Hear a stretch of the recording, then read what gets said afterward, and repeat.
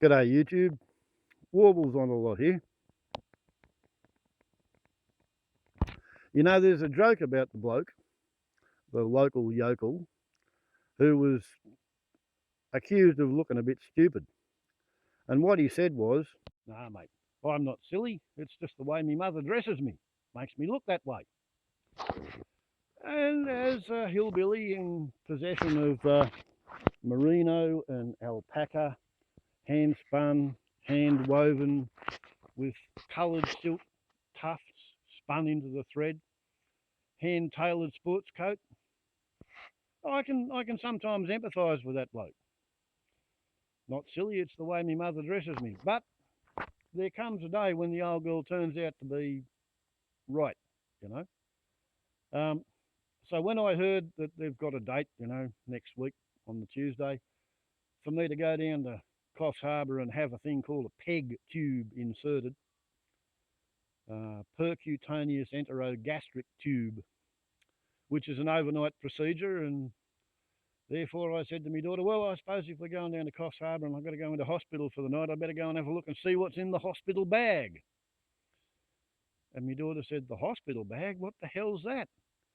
And I said, oh, well, about 11 or 12 years ago when she was selling up the house in town and moving onto the house out on the 57 acres out of town, she reckoned she didn't have room to store a whole bunch of stuff. And she said to me, here's this hospital bag, take that with you and put it in your aeroplane trailer. And I asked her what it was about, and she said, well, stuff that she had put aside for her expired boyfriend if he needed to go to hospital, and it was all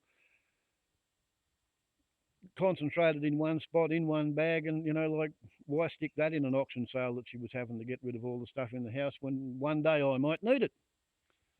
And, okay, yes, Mummy, thank you very much. I'll take the hospital bag and I'll stick it in the aeroplane trailer and it can't hurt. And my daughter just laughed, like how hilarious, like Granny was not going to let us down, hey? So I said, well, I hope the rats haven't chewed their way through it because, we did have a mouse plague last year. And I did. I went and I retrieved the hospital bag.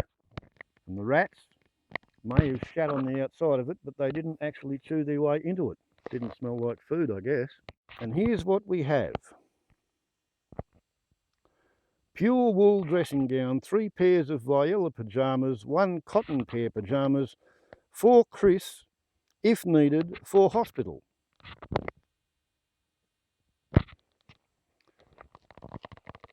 Stashed aside 12 years ago. And because she knows I know bugger all about clothes, Viola pyjamas, worth about $100 or more a pair, don't give away. So there we go. We've already been smacked on the nose for thinking, well, nothing wrong with the old school dressing gown. But would I normally choose to wear such pyjamas? Normally, no, not as such. But normally I don't spend overnight in a hospital. Normally I don't wear pyjamas. I need pyjamas. Not entirely certain about the paisley pattern in brown and white on the cotton pyjamas. Vintage antique palm olive soap. And in a bag labelled cups for the tea set, we have razors, toothbrush and toothpaste. Well, I won't get much use out of the toothpaste, but apparently I'm going to have to shave the beard off so that they can manufacture the mask to hold me still so I don't wriggle around while they're cooking me head. So the razors will get some use.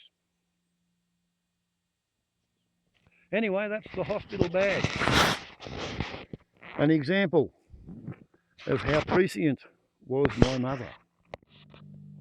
All put together, even down to the instructions, complete with cautions and warnings against giving away stuff that's too good and must be used.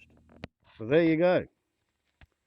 6 weeks after she died, my mother is still managing to be surprisingly interventionist in shaping the course of my life and trying to do her best to make it as easy as possible. As I said in her eulogy, she was a wild woman.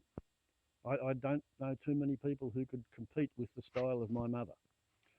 Not a whole lot would want to compete with the style of my mother, but yeah, the hospital bag for the fella with the alpaca and merino and silk sports coat. Warbles on a lot to YouTube. Have a laugh on me mum. Ciao.